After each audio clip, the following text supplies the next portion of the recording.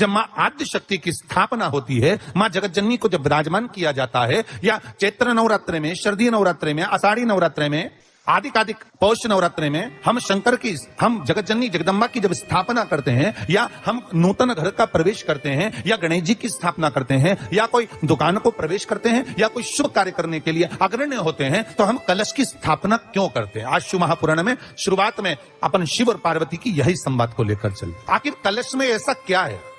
कलश के अंदर आखिर ऐसा क्या विराजमान है कि 33 कोटि देवता उस कलश के अंदर आकर बैठ जाते हैं? महाराज, आप कोई यज्ञ करने जा रहे हो, आप कोई पोथी पुराण करने जा रहे हो, आप कोई अच्छा कार्य करने जा रहे हो, तो ब्राह्मण देवता कह देते कलश की स्थापना होगी, कलश की शोभा यात्रा निकलेगी, कलश यात्रा निकलेगी, कलश विराजमान होगा। और आज हर की पौड़ी पर, प्रयागराज में, या उज्जैनी में, नासिक में जो बड़े बड़े कुंभ के मेले होते, कुंभ का मतलब ही तो कलश से होता है।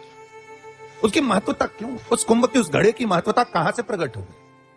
शिव महापुराण की कथा कहती है महाराज, भगवान ओघड़दानी शंकर स्वयं आद्य शक्ति जगदम्बा से कहते हैं कि जगदम्बा तू क्या चाहती है बोल। तो जगत जननी जगदम्बा कहती है कि जहां मैं हूं वहां शंकर है, यह आपने कह दिया, पर जहां शंकर है वहां पार्वती का होना जरूरी है। उसके लिए सिद्ध करने के लिए एक स्थान ऐसा बनाया जाए जहां पर शंकर विराजमान है और शंकर के साथ पार्वती विराजमान है। तो शिव जी ने कहा, पार्वती उसके लिए मैं तुझे एक सुंदर कलश का निर्माण कर देता हूं। ब्रह्मा जी कह रहे हैं, नाथ इस सारे ब्रह्मांड को रचना करना है, कर दूंगा, मना नहीं है, पर रचना करता भगवान ब्रह्मा जी कहते हैं कि मैं संसार को एकाग्रित करूं, उससे पहले 33 कोटि देवताओं को मुझे एकाग्रित करना, और सारे 33 कोटि देवता एक जगह पर आकर विराजमान हो जाए, ऐसी कोई व्यवस्था करना है। शंकर भगवान ने कहा, बनाओ ब्रह्मदेव, तुम निर्माण करो। ब्रह्मा, शास्त्र कहता है कि भगवान शिव स्वतः, शंकर तो शंकर है, भगवान शंकर ने मट्टी का सुंदर सा भाग ढेला एकत्रित करा, उस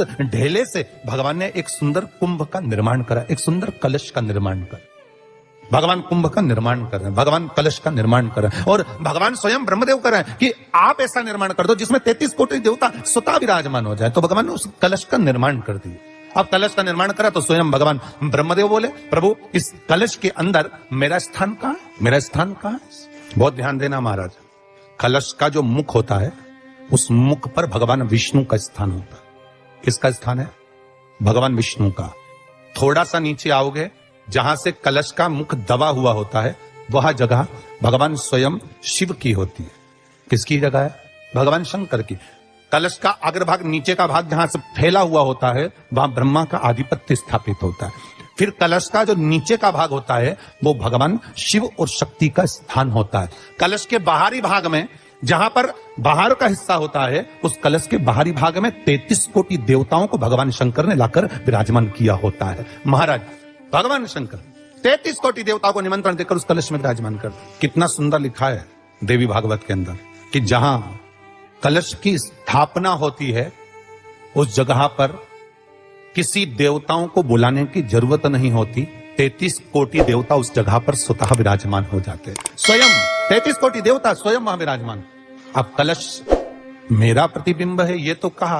भगवान की कथा कर रही है, ओगड़दानी त्रिकालदर्शी कैलाशी शंभू के पास में उस समय पर कामदेव की धर्म पत्नी रति भी है, जिसके नयनों में जल भरा हुआ। शिवजी ने पूछा, बोलो रति, आप और यहां जब आपका पति जलकर भस्म हुआ तो हमने वर दिया था आपके पति को कि ये भगवान कृष्ण का पुत्र बनकर मिलेगा आपको, फिर क्यों आप यहाँ पर आई हो? क्या हो गया ऐसा?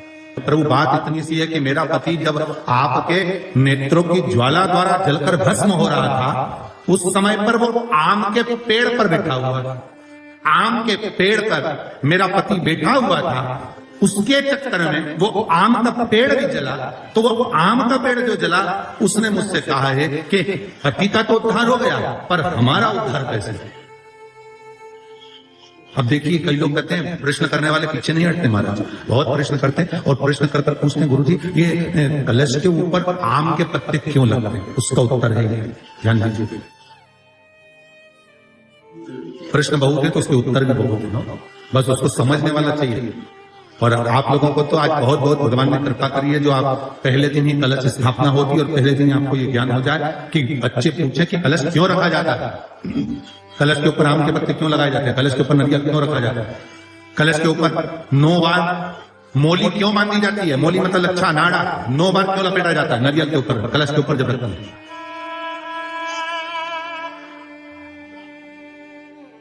कलश के ऊपर जब जब श्रीफल रखाता है, नारियल रखाता है, तो उस पर 5 बार 7 बार मोली नहीं लपेटी जाएगी, तो 9 ही बार लपेटी जाएगी। 5 या 7 बार लपेटते हैं तो कहते हैं कि लक्ष्मी की छिन्नता होती है, और वो 9 बार लपेटी जाती है तो भरपूर लक्ष्मी का भंडार। भगवान बोले अब आप आई हो रति, ठीक है, मांगो क्या चाहिए, बस इतनी कृपा कर दीजिए कि आम के वृक्ष का भी उद्धार कर दो। शिव जी ने कहा हम वर प्रदान करते हैं रति, जहां शिव और शक्ति है, जहां 33 कौटी देवता इस कलश के अंदर विराजमान होंगे, उस जगह पर स्वयं कंठ पर जहां पर मेरा निवास होगा, उस जगह पर ये आम के पल्लव अमृत के तुल्य माने जाएंगे, और इनका निवास हमारे ही हाथ में, हमारे ही हस्त कमल में विराजमान हो, हमारे ही हाथ। अब आम के पल्लव को बाबा ने विराजमान किया। अब आया है उसके ऊपर क्या रखते हो? श्री नारियल, ठीक है। नारियल कौन? अब उसका भी प्रसंग शिव महापुराण में, स्कंद पुराण में बड़ा सुंदर है, ठीक है। भगवान शंकर और पार्वती विराजमान है कैलाश पर्वत पर। भगवान शिव के मन में बात आई, शंकर भगवान ने मां पार्वती जी से कहा, हे जगत धात्री। हाँ प्रभु बोलिए, सुनो। तो देवी भागवत में आता है कि जिस जगह पर शंकर भगवान ने पार्वती से एक बात कही कि हमारा मन है कि हम दोनों बालकों की परीक्षा लें, और पार्वती जी ने जब भगवान शिव से कहा कि बच्चों की परीक्षा क्यों लें, संतान अपनी है और इनकी परीक्षा हम क्यों लें, किसलिए आप मत करो परीक्षा, मत करो। शिव तो शिव है। बुला लिया कार्तिकेय को, गणेश जी को बुलाकर कहा, बुलाकर बोले जो पृथ्वी की परिक्रमा पहले कर कर आए वो प्रथम गिनती में पूजा जाएगा, प्रथम भाग उसको पूज्य कर दिया, ठीक है, जाओ परिक्रमा कर कर आओ। अब गणेश जी महाराज बैठ गए चूहे पर, कार्तिकेय बैठ गए मोर पर। कार्तिकेय घर के बड़े थे, तो ये बात मान रहे थे, तो ये बात का ज्ञान था। तो कार्तिकेय जी ने कहा अगर माता पिता का कहना नहीं मानेंगे तो अच्छा नहीं लगेगा। तो कार्तिकेय जी तुरंत मोर पर चढ़कर और परिक्रमा करने निकल गए। अब गणेश जी तो चूहे को बुलाए, फिर चूहा भग गया, फिर पकड़ के लाए, फिर चूहा भग गया। अब उन्होंने चूहे पर बैठ गए, बैठकर जैसे चले शंकर जी के पास में, तो शिव जी को प्रणाम कर कर कहा पिताजी परिक्रमा करने जा रहा हूं। शंकर बोले जा। अब इनको क्या मालूम था कि यहीं लगा लेगा। गणेश जी से पूछा कि तुमको भेजा था कि तुम पृथ्वी की परिक्रमा करने जाओ, तो तुम ये क्या कर रहे हो? गणेश जी बोले पिताजी शांत रहिए और परिक्रमा लगाने दीजिए। और परिक्रमा लगाई गणेश जी महाराज ने, एक नहीं 3, और 3 परिक्रमा लगा के सामने खड़े हो गए। पिताजी वर दीजिए। पिताजी ने पूछा काय का वर? पृथ्वी की परिक्रमा करके आया। शंकर भगवान बोले बता मेरे आजू बाजू घूम लिया, पृथ्वी की परिक्रमा कर गया। परिक्रमा लगा कर आकर खड़े होकर के आशीर्वाद दे दो। तो पूछा आशीर्वाद क्यों? तो कहा प्रभु हमने परिक्रमा करी। तो शंकर भगवान बोले आजू बाजू घूम लिया और परिक्रमा कर लिया, इसको कोई परिक्रमा करता है? गणेश जी बोले और नहीं तो माता पिता में आकाश, माता पिता में पताल, माता पिता में पृथ्वी, साप तो माता पिता में और सब माता पिता में, इसलिए आपकी लगानी सबकी हो गई।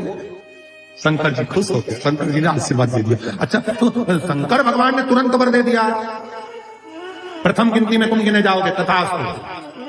पार्वती जी को तो मालूम ही नहीं पड़ा कि कब वर देती, तो पार्वती जी तो खड़ी हो जाती।